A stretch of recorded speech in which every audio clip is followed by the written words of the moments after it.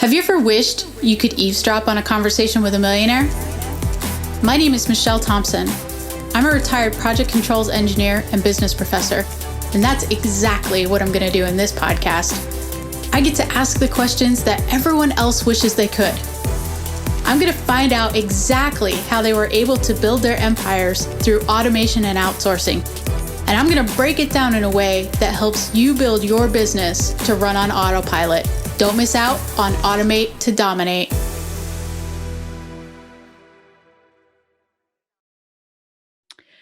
Hello, everybody, and welcome to another episode of Automate to Dominate. Today, we have Amanda Catarzi with us, and she is the owner of Inkery Co. And there's an interesting story behind that. I'll let her tell you. But she is a wizard when it comes to words and niching down. And she has a really interesting background. She started out as a social worker, actually helping fundraise and do PR and marketing for sex trafficking to get people out of it. So obviously not for it, to get people out of it. Yeah, that would be really interesting, wouldn't it? No.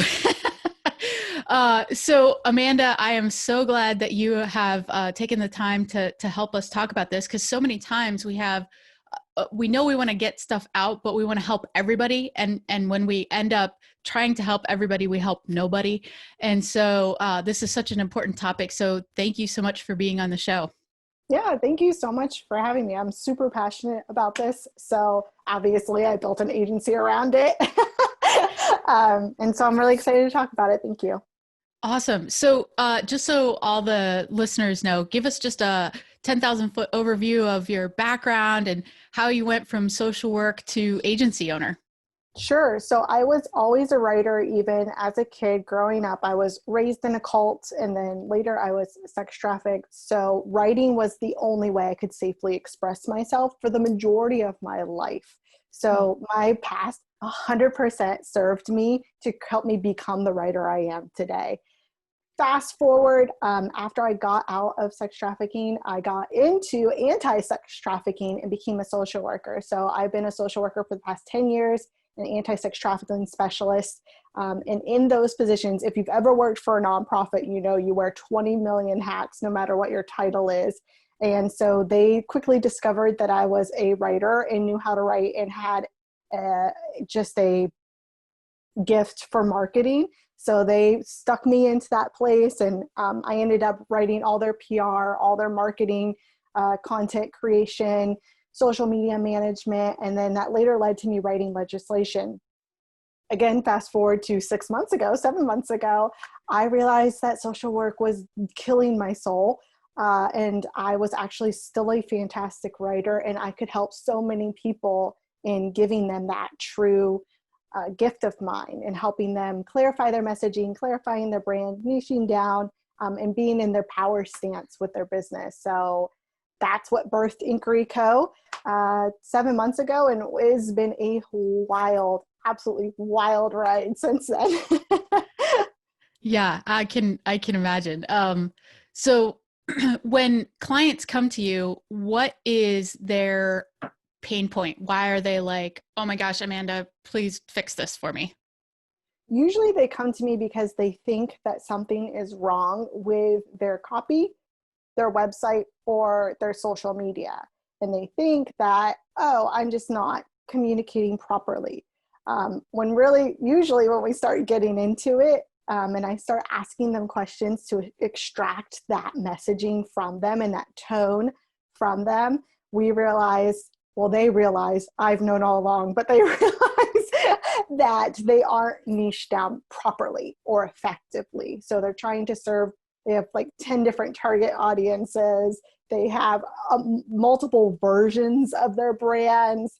And it's just like herding cats, basically. So they're actually exhausted and they're tired and they feel like they're doing so much work, but it's not converting. So that's when they come to me, and that's when we start with maybe some copy, but then I eventually move myself into their brand and take over for the good. Okay. So, what are you actually doing? Cause like they're so busy. The last thing that they want to do is stop and work on copy. Right. So How do you herd the cats to get them to stop and focus for a second? And then how does that translate into freedom and more time for them later? Definitely. So I have a process. It's basically a giant questionnaire that we work through, whether it's together or them separately, and then we come back. And within 2 meetings, I have a pretty good grip of what their true niche is and what their special sauce is. So I zone in on that and kind of cut off the fat and begin to basically draw them into this process. So they don't really know it's kind of happening, but I'm doing it to them anyways. And when they see the first few pieces of copy or the first few posts, they're like, they feel so seen and heard as a business owner. It resonates to their core, because that's what we're really getting at, is their core message, and pulling that out for the world to see. And when they are able to resonate in that way, other people are resonating with them, and they're drawing in the clients they actually want, drawing in that target, customer that they actually want, and are making sales because of it. So can we give the audience an example? Can I role play with you for a second? Sure. Oh gosh. Okay. Yes. Okay, awesome. All right. So let's say I'm a graphic designer and I can create graphics for anybody with a heartbeat. Sure. So what do you actually want to do? Who's your favorite client that you ever worked with? Oh boy, I should have probably actually used a real example. Maybe we better use a real example. Well, okay, but I can role play. So usually people tell me, oh, whoever, as long as they pay me. Oh, so you want people who have money. You want to work for people who have money. Yeah, I want to work for, that seems kind of obvious, but it's not.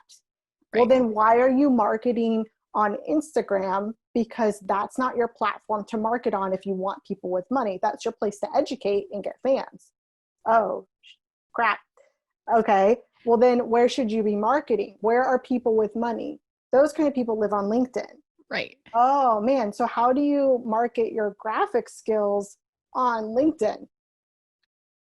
I don't know, because that's not normally a graphic kind of platform. You're not really supposed to post pictures. Right. So let's talk about your design process. Let's talk about why you love designing. Let's talk about what you love to do for businesses. How do you serve them? How do your graphics actually literally serve them? Let's get into the nitty-gritty of that. And then through that process, me and my fictional person who loves to design graphics for anyone who breathes actually loves to design graphics for CEOs who aren't presenting themselves properly, who are cutting themselves short because they haven't focused on design or branding. Oh, so you design custom tailored graphics for CEOs and professionals. That's actually what you do. And you actually can charge a lot of money for that. Yeah. Actually, it's funny story. This is, and full disclaimer, we are not a graphic design company. But I had a gentleman come to me, and this guy is he won't mind me talking about him.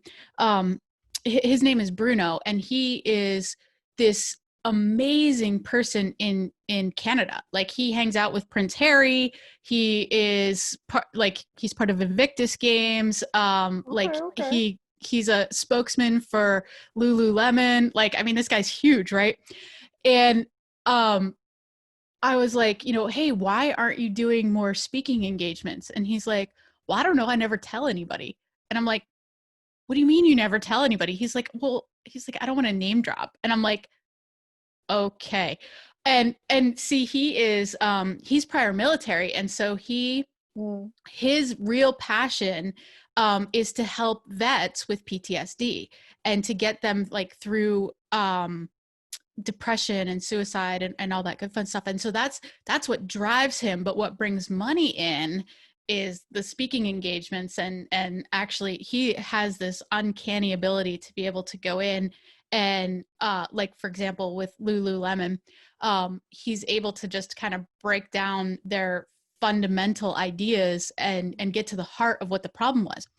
Well, so I said to him, I said, okay, show me your press kit. And it was this black, dark, thing. And so we ended up I said, okay, first of all, there's like paragraph after paragraph. A CEO wants bullet points. Like they want to get to the point and get off. So we ended up creating this thing for him, and it was just absolutely awesome. Like I didn't do it. My graphic designer do it. And Lois is amazing. But anyway, it's just like a CEO would pay all, like in graphic design, all day long if all you did was make press kits for people to be able to like put your best foot forward, right? Yep. And I didn't even think about that until we were talking, right? So let's say somebody's in graphic design and they decide, and so we've kind of not a real example, but we've kind of niched down, right? So now it's CEOs to get PR, right? So now where do you take them next? How do you blast them everywhere and make them successful? Sure. So we would focus on the platforms where they would get the most traction. So right now, LinkedIn is absolute gold. I'm a huge fan of LinkedIn. Oh, yeah. The organic reach is insane on there. So I would make sure we would walk through a process to where their branding, their presentation, their digital presence, right, down to their profile picture, their tagline, the emojis they use, how their bio flows on their profile. And then we would make sure that that's all saying the same exact thing. Saying and be as redundant as possible. Yeah.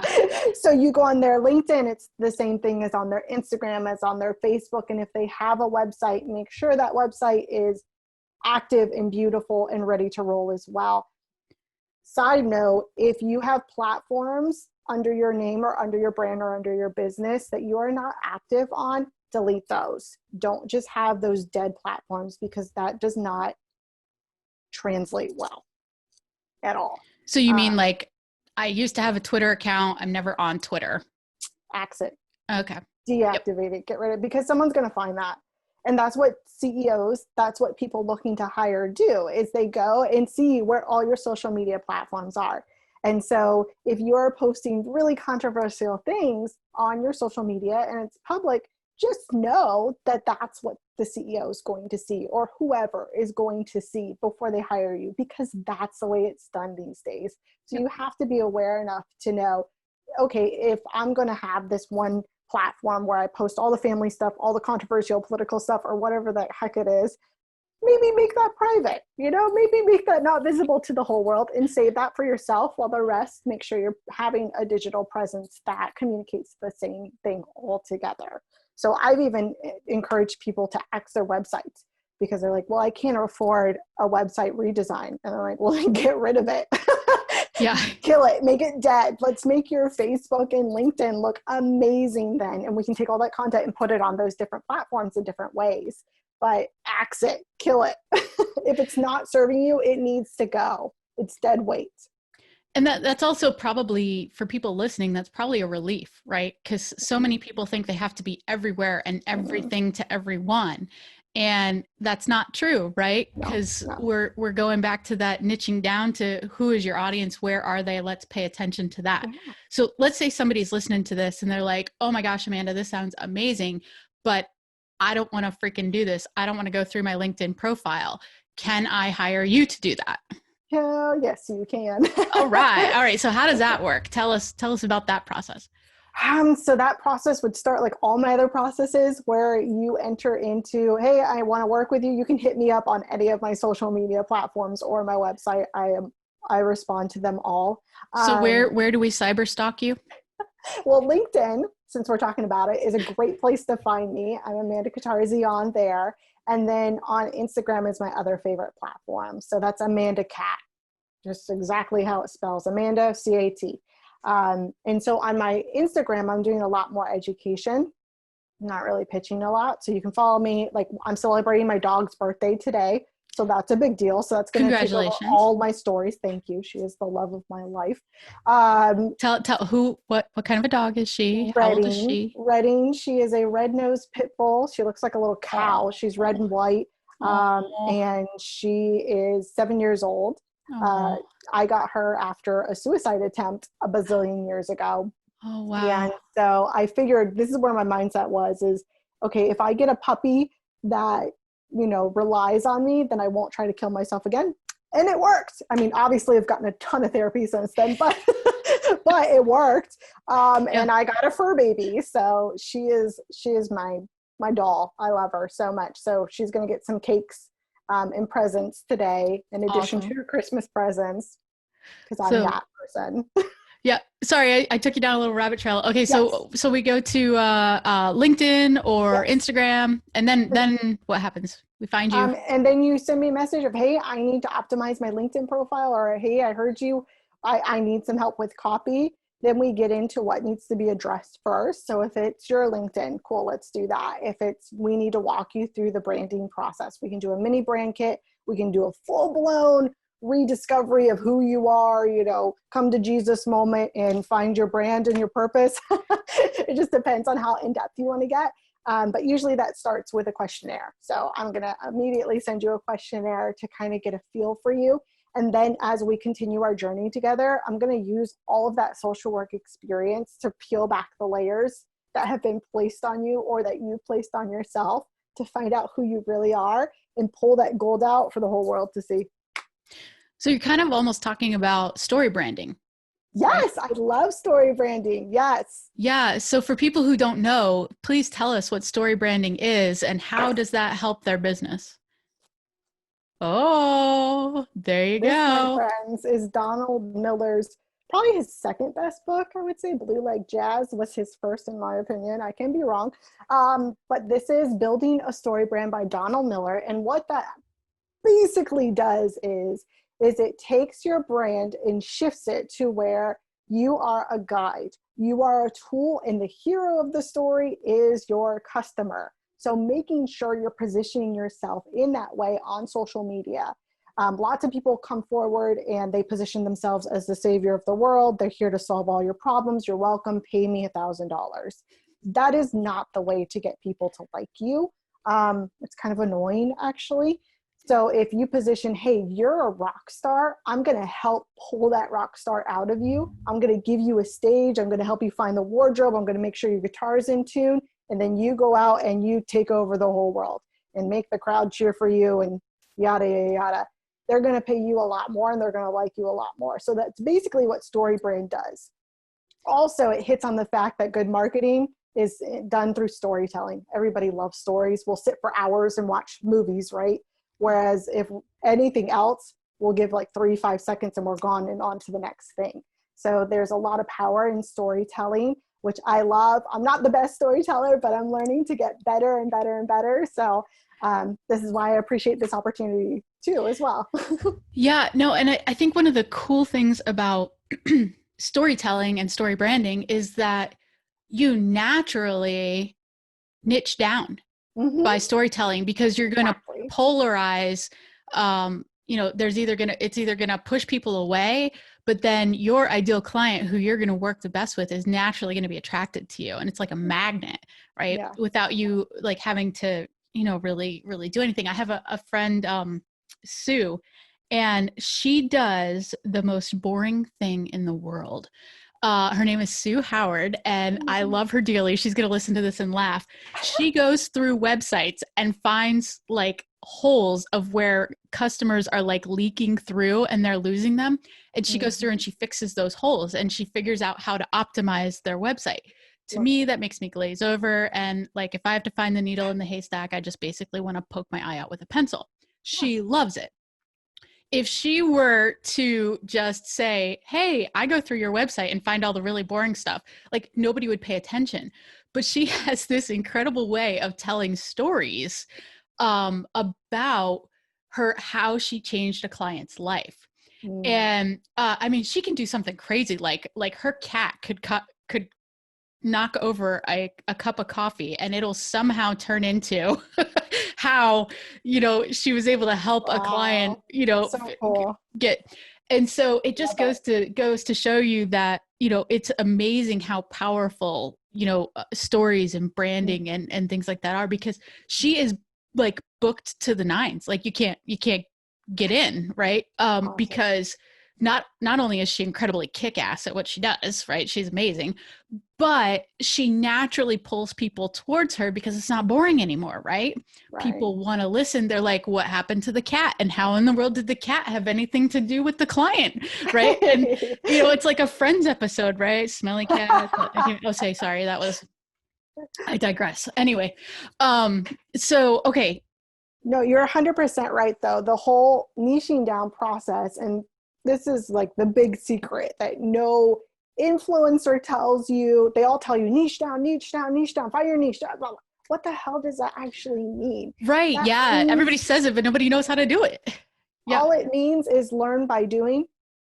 Find out the stuff you don't want to do. Try a bunch of stuff. If you're new and you're trying to find your niche and you're one of those people, like, I always thought that being a jack of all trade was a negative thing. I hated that attribute. I'm like, jack of all trade, ace in none. And my dad was known kind of for being able to do everything. And so it wasn't until more recently where, there's another part to that poem. It's jack of all trades, ace in none is better than an ace at none. Or something like that. I forget. I probably just butchered that. I didn't even know there was a second part to the poem. To be good, it's better to be able to adjust and be flexible and adapt than it is to be absolutely worthless. Right? Yeah. And so basically what I came to discover is that digital marketing in business is really like 2D. Whereas people are multidimensional. There's so many facets to us, and there's so many weird things about me that you don't need to know and that don't need to be part of my business. And just because you're choosing to highlight one in one season doesn't mean you're saying no to all the other beautiful things about you. You're just choosing to monetize this one power trait right here for this season. And that might develop into something later, but we just got to start with something and feel it out. And then eventually we just kind of adjust and shuffle into that power stance and okay, here it is. This is where it's at. And that takes time, and that takes that peeling back, and that takes that doing the work to really figure out, I do not like that type of client, or I do not want to post to social media. You got to figure it out. So that's my suggestion to new business people who are trying to find their niche. Go do something. And I'm going to bring something up that for women, it's usually pretty easy to talk about that stuff and peel back the layers, right? And guys are like, why the heck do I care? Right. So for all the guys listening to this, why is it worth it for them to go through and pull back those layers and all the stuff that they're like, oh my gosh, is this really necessary? What's the end result for them? Why is it worth it? Well, I'll tell you, most of my clients are male, so good. But it's because your business is a direct reflection of who you are. So if you choose to not peel back the layers and have a muddled version of yourself being represented and reflected through your business, you're going to have a muddled business plan. You're going to have unclear messaging. And you'll hit a certain level of success and you'll never be able to go past it. The more you invest in yourself, the more you invest in your business. Straight up, every successful business owner, male, female, whatever they identify as, will tell you that. So if you want your business to grow, guess where you need to start investing in? Yourself. You need to get yourself a therapist, a coach. I don't care, whatever title they have. Start reading a book. Start investing in yourself and really discovering who you are. Because the clearer you're on that, the clearer that's going to be reflected in your business, and the more money you will make. You will only hit a certain level of success if you do not niche down, if you're not in your power stance. People will know. We are creatures that can really tell when someone's faking it, when they're not being genuine. And it's going to come across fake. It's going to come across tacky and salesy unless it's your power stance. So that's why it's important. Otherwise, you're not going to perform well. Do you want to be average or don't you? Yeah, absolutely. And so I think without we kind of went down a whole bunch of rabbit trails, but we ended up really getting to some really key, awesome things. So thank you so much. This has been just a lot of knowledge and value. And I hope that you end up getting like 1,000 clients from this because everybody that's, that's in business, if you haven't taken the time to do this, trust me, your life will be so much easier. If you just stop for 2 seconds and put the cart pen to before the paper. horse, the horse before the cart. How does that go? Yeah. It's right before Christmas. It's all right. So, okay, awesome. So one more time, just tell everybody your website one more time so they can go and book an appointment with you and get this taken care of. Yeah, it's www, obviously, .inkeryco, INKERYCO.com. Or find me on LinkedIn at Amanda Catarzi or on Instagram at Amanda Cat. Okay, so just so everybody who's like me is like, how the heck do you spell Catarzi? Can you spell that for us? Sure. My last name is awesome and it's Italian and it's wild. Catarzi.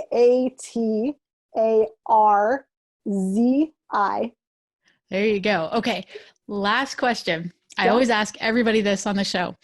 If you were at a party and you ran into a new entrepreneur and you guys started chatting and you were able to give them one book that would be what you would consider the greatest gift that you could give them to help them in their entrepreneurial journey, what would that book be?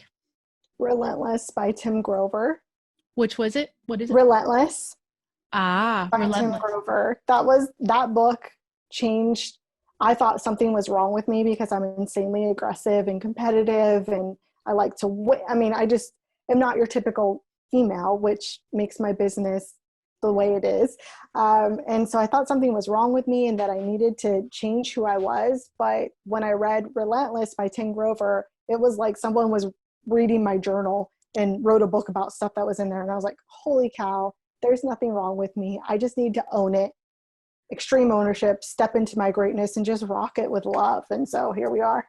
So Relentless by Tim Grover. Okay, awesome. And we are so glad that you have, because had that not happened, we'd never have this conversation, right? Which is awesome. So you are changing so many people's lives and we appreciate you so much. Thank you so much for being on the show, Amanda. Yeah, thank you so much for having me. I really appreciate it. Absolutely. All right, everybody, this will do it for this episode of Automate to Dominate. We will see you guys next time. Thank you for tuning in to the Automate to Dominate podcast at www.awesomeoutsourcing.com/podcast. My name is Michelle Thompson. Hey guys, if you absolutely love this show, I would greatly appreciate it if you would head on over to iTunes, subscribe, and leave us a 5-star written review. That would be amazing. And as always, if you guys know somebody who should be listening to this podcast, please don't keep it all to yourself. Share it with your friends.